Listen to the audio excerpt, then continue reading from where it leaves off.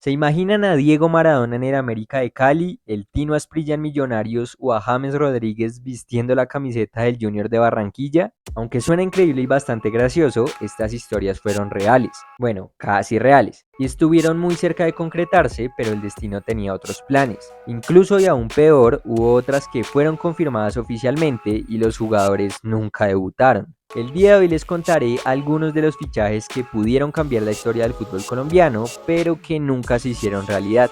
Antes de eso, muchachos, quisiera que me dejaran en los comentarios qué historia los sorprendió más, cuáles no conocían y cuáles me hicieron falta para poner en una segunda parte. Iniciamos este listado nada más y nada menos que con Diego Armando Maradona, astro argentino y estrella del fútbol mundial, que estuvo muy cerca de firmar con el América de Cali en 1980. Hay que decir primero que de esta historia existen dos versiones y ambas surgen gracias al campeonato amistoso Gobernación del Valle disputado en Colombia en febrero de 1980 por el América, Argentinos Juniors, Pereira y Deportivo Cali. La primera versión cuenta que debido a las buenas actuaciones de Maradona en los amistosos, en los que incluso marcó el que para él fue el mejor gol de su carrera frente al Pereira, los máximos accionistas del equipo escarlata, Miguel Rodríguez Orejuela y José Pepino Sangiovanni, acompañados del entonces director técnico Gabriel Ochoa Uribe, pactaron una reunión junto al joven futbolista y su representante en el Hotel Intercontinental, en el que además de almorzar juntos como lo prueba esta imagen, le ofrecieron un contrato de $500.000 mensuales para que firmara con la Mechita. El argentino y su representante quedaron bastante asombrados con la oferta, pero decidieron tomarse su tiempo para analizarla. Y mientras tomaban la decisión, la prensa ya empezaba a especular sobre su posible llegada y aún más con las fotos que se tomó con la camiseta del América, que según comentó el hijo del técnico en el libro titulado Gabriel Ochoa Uribe, el propio Ochoa Uribe fue quien se la regaló ya que tenía mucha ilusión de que se quedara. A pesar de eso, como ya todos sabemos, el Diego terminaría rechazando la oferta. Le hizo daño a la hinchada, le hizo daño a la hinchada. Dicho esto, la segunda versión relatada por el expresidente José Pepino Sangiovanni señala que en el transcurso del campeonato amistoso, el entonces presidente Escarlata quedó impresionado con el talento del joven Maradona y consideró su contratación. Sin embargo, al comentarle su deseo a Gabriel Ochoa Uribe, este le dejó en claro que no estaba de acuerdo debido a la juventud del jugador y la necesidad de que su familia lo acompañara para asegurar su adaptación. Recordemos que en aquel momento Maradona apenas tenía 19 años. Además, Ochoa señaló que si habían traído a Juan Manuel Bataglia y les había tocado traerle a la mamá, si traían a Maradona tenían que traerle a toda la familia porque de lo contrario no les iba a jugar. Bien pensado, Woody. Ante la negativa del estratega, el club decidió no avanzar con el fichaje y Maradona continuó su carrera en Boca Juniors antes de firmar con el Barcelona. Pero esperen ahí muchachos que todavía no termina el tema Maradona y América de Cali, pues en febrero del 2021 Tulio Gómez, máximo accionista del equipo, reveló en una entrevista para el diario El País que en el 2018 Maradona quiso venir a dirigir al América, pero no se pudo llegar a un acuerdo y terminó firmando con Dorados de Sinaloa. Por su parte, el América contrató como director técnico al Pecoso Castro. Siguiendo con la línea de históricos en el fútbol, hablamos ahora de Ronaldo Nazario, quien estuvo cerca de llegar al América y también al Junior. El tema con la Mechita nos remonta al año 1993, cuando Cruzeiro disputó un torneo juvenil amistoso en la ciudad de Cali, pues según reveló en 2020 el hijo de Miguel Rodríguez Orejuela, William Rodríguez, en charla con Gerson González, además de Maradona, el fenómeno también estuvo cerca de llegar, pero debido a su juventud y por culpa de un empresario, no se logró el fichaje. Por lado del Junior, la historia nos lleva a 1991, cuando el pequeño Ronaldo de apenas 15 años, que ni siquiera era conocido como el fenómeno, sino como Dadao, estaba probando suerte en el São Cristóvão de Brasil, y por cosas de la vida, su tío Wilson Barata, exfutbolista campeón con el Unión Magdalena, tenía relación con Fachar, quien en ese momento era senador y presidente del equipo barranquillero, por lo que decidió proponerle que trajera a su sobrino de tierras brasileñas y lo pusiera a jugar con el equipo profesional. Días después, luego de evaluar la oferta, decidieron rechazarla, afirmando que el jugador era muy joven y una apuesta arriesgada. Y sí, tan arriesgada era la apuesta que el fenómeno terminó fichando por Cruzeiro, donde ganó el Campeonato Mineiro y la Copa de Brasil, y años después se convertiría en uno de los mejores delanteros de la historia. Junior, vale, ¿qué dice a mí? Que vale este equipo, vale.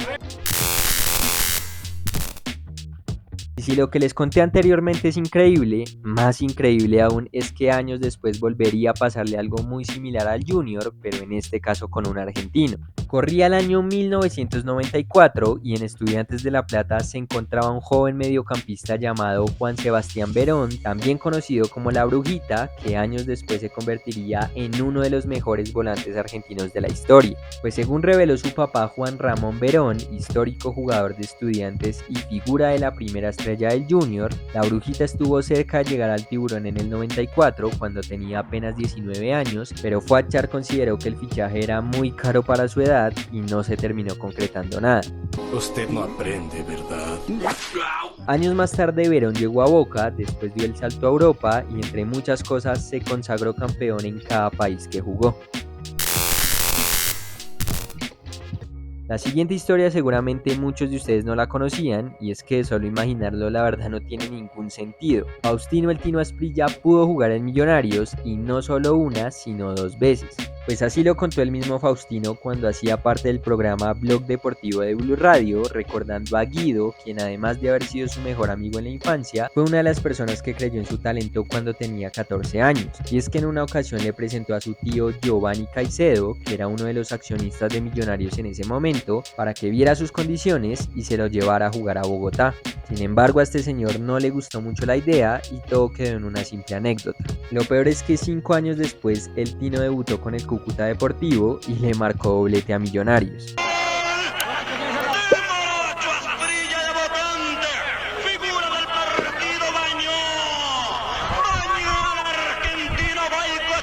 El tío de Guido era don Giovanni Caicedo, tenía acciones en Millonarios y Guido me llevó y le dijo, lléveselo para Millonarios que este va a ser un crack. Y don Giovanni Caicedo no me quiso llevar, dijo que no creía en mí. Y hoy en día cada que me encuentro con Giovanni se acuerda de esa historia y se arrepiente. Porque Guido me puso ahí, llévese, a los 14 años. La segunda vez que el Tino pudo fichar con el equipo albiazul se dio en 1990 cuando todavía jugaba en el Cúcuta. Pues en esta ocasión el delantero tuvo ofertas para jugar en el Deportivo Cali, Millonarios y Atlético Nacional, pero como él mismo lo comentó en ESPN, decidió irse al equipo verdolaga ya que eran los recientes campeones de la Copa Libertadores. Cuando yo estoy en el Cúcuta, yo tengo la posibilidad de escoger entre el Deportivo Cali, Millonarios y Atlético Nacional. Que la escuela Carlos Sarmiento me dijo, estos 3 equipos lo quieren, escoja a dónde quiere ir a jugar usted. Y yo no lo dudé para irme para Nacional porque eran los recientes campeones de la Copa Libertadores. Claro. O sea, me levantó una pasión a mí extra que dije, yo quiero jugar en ese equipo. Y al final la decisión creo que fue la correcta y me fui a jugar allá. Antes de seguir, muchachos, no olviden que si les está gustando el video se pueden suscribir al canal, que es totalmente gratis, y activar la campanita de notificaciones en la opción todas para que les llegue la notificación apenas se publiquen los videos. Seguimos ahora con otro ídolo de la selección Colombia, Carlos el Pibe Valderrama, que gracias a los hinchas de Santa Fe estuvo cerca de arribar a Bogotá en el año 2003. Y sí, les estoy hablando de la famosa Pibetón, que fue una iniciativa creada por varios hinchas de Santa Fe liderados por el periodista Yamid Amad, que buscaba reunir recursos para contratar al Pibe, que en ese momento se encontraba analizando su salida de la MLS. Y aunque se sabía que era muy difícil lograr el objetivo de la colecta, ya que ni siquiera los dólares del fútbol estadounidense eran suficientes para el Samario, la idea tomó fuerza y empezó a generar divisiones entre los hinchas, ya que para algunos era necesaria la presencia del Pibe debido a su experiencia, y para otras era simplemente un desperdicio de dinero por un jugador de más de 40 años. Debido a esto la idea no prosperó y el Pibe terminó retirándose del fútbol profesional, mientras que Santa Fe en un fichaje muy polémico terminó contratando a John Mario Ramírez, ídolo de Millonarios. Nos vamos ahora para el año 2011, ya que en Atlético Nacional empezó a sonar el nombre de Rivaldo como posible contratación para el primer semestre del 2012, pues el experimentado jugador brasileño había rescindido su contrato con Sao Paulo y para diciembre se encontraba sin equipo, por lo que su representante decidió ofrecerlo a Nacional, como seguramente también se le ofreció a muchos otros equipos en el mundo. Lo que aumentó la expectativa y los rumores sobre este fichaje fue que Nacional se tardó en rechazar la oferta, por lo que la noticia en las redes se fue haciendo cada día más popular, pero para desgracia de sus hinchas, todo quedó en una ilusión y Rivaldo terminó yéndose al fútbol de Angola. Le dieron ganas de llorar. Horrible, mira. Sí, pero ¿para qué? Pero bueno.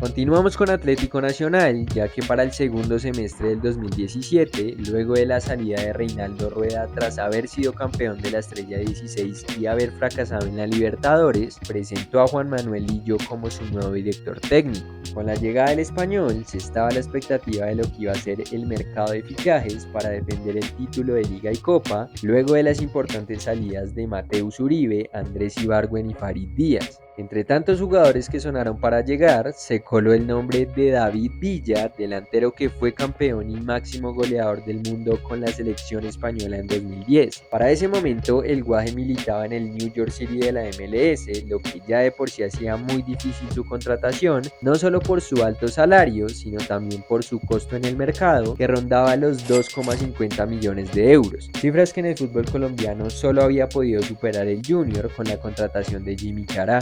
Además, el presidente Andrés Botero ya había anunciado que debido a no tener competencia internacional, el equipo no iba a hacer grandes contrataciones y de lo contrario iba a reducir su nómina. A pesar de eso, el rumor creció y periodistas como Antonio Casale afirmaban que si Juan Manuel Lillo había llevado a Guardiola a Dorados de Sinaloa en México y estuvo cerca de traer a Puyol a Millonarios, no era tan descabellada la idea de convencer a Villa. Finalmente, el delantero siguió en la MLS para después irse al fútbol japonés, donde terminaría su carrera, mientras que Nacional por su parte no se quedaría con las ganas de tener a un español y contratarían al querido por toda la hinchada verdolaga, Gorka Lustondo. ¿Aburrido? Sí, claro, aburrido. Sí. Bueno, vaya con Dios.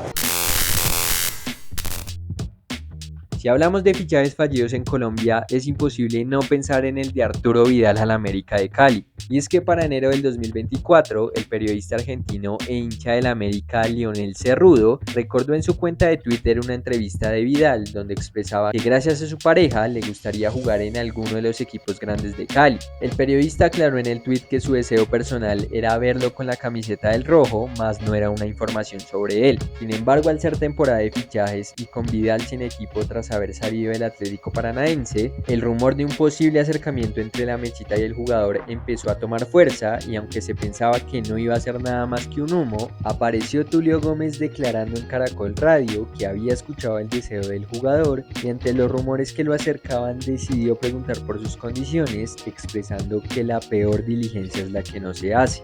Luego de eso empezó un tipo de juego de Vidal con la hinchada del América que se iba alimentando con declaraciones en su cuenta de Twitch en las que incluso participó James Rodríguez preguntándole sobre el tema. ¿Vas para la América o qué, papi? ¡Ay, papá! ¿Cuándo? ¿Vas a bailar salsa, mi rey, o qué? Sí, estamos aprendiendo a bailar salsa, ojo. Al interés de los Diablos Rojos se sumó Boca Juniors, Barcelona de Guayaquil y Colo-Colo de Chile, equipo del cual es hincha Vidal, quienes también estaban interesados en el jugador, por lo que Tulio declaró que aunque las cifras estaban lejanas y competían contra grandes chequeras del continente, iban a recurrir a patrocinios externos como Águila y Burger King para lograr la contratación. Con las marcas metidas en el negocio, la ilusión de los hinchas creció y algunos se dejaron llevar más de la cuenta.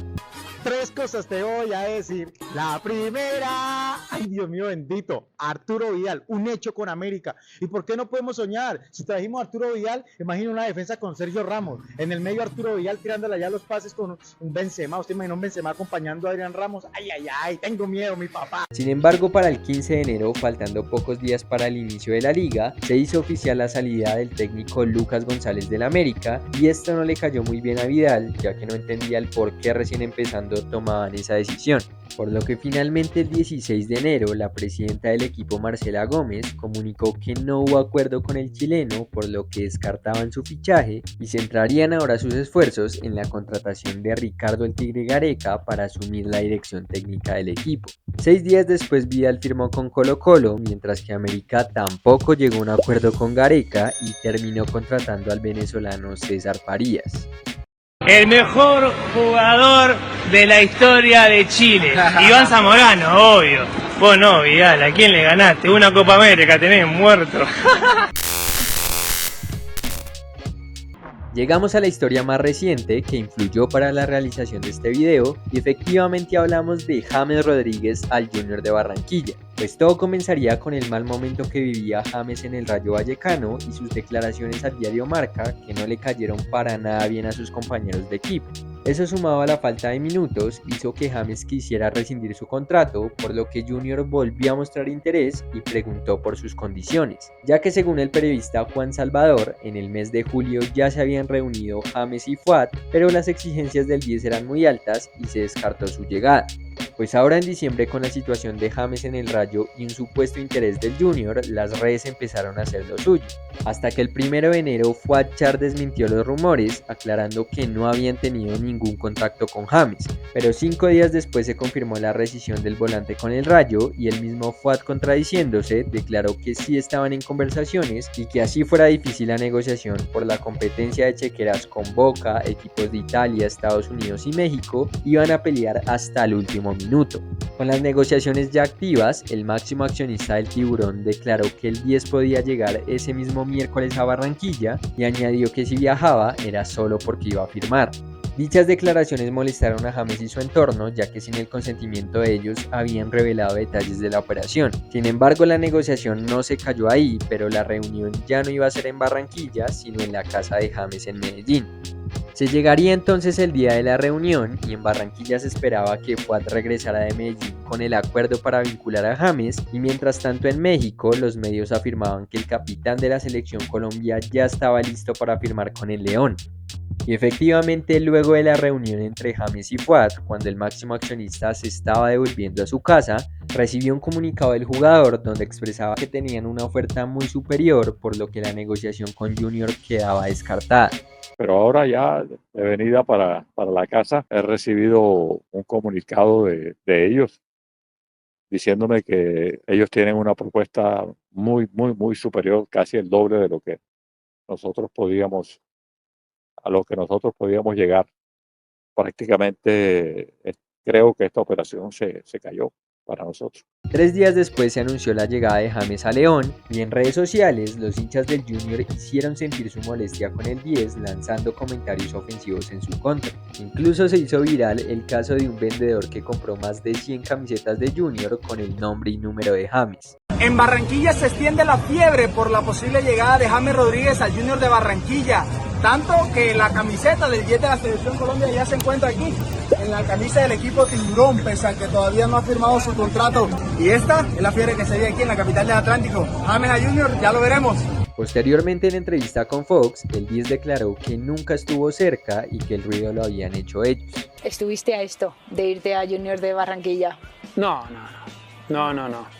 Desde un principio, pues ya todos sabían que era difícil. ¿No? Sí, hemos ahí hablado, pero bueno, desde un principio pues sabían de que era duro. Creo que más el ruido y todas esas cosas creo que lo han hecho ellos, pero bueno, ya todos sabían de que era duro por diferentes cosas.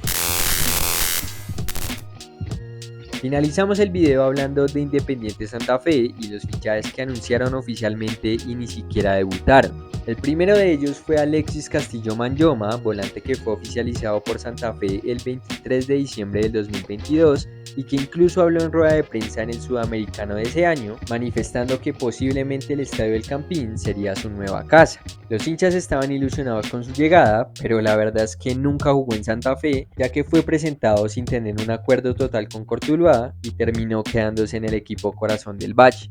Lo peor es que volvieron a hacer lo mismo un año después, anunciando en redes al delantero Juan Cruz Esquivel sin tener el acuerdo total de la negociación. Finalmente el argentino nunca llegó y terminaron borrando la publicación. Y bueno, señores, hasta aquí el video del día de hoy, espero que les haya gustado bastante. Recuerden que se pueden suscribir al canal, que es totalmente gratis, y activar la campanita de notificaciones en la opción todas para que les llegue la notificación apenas se publiquen los videos.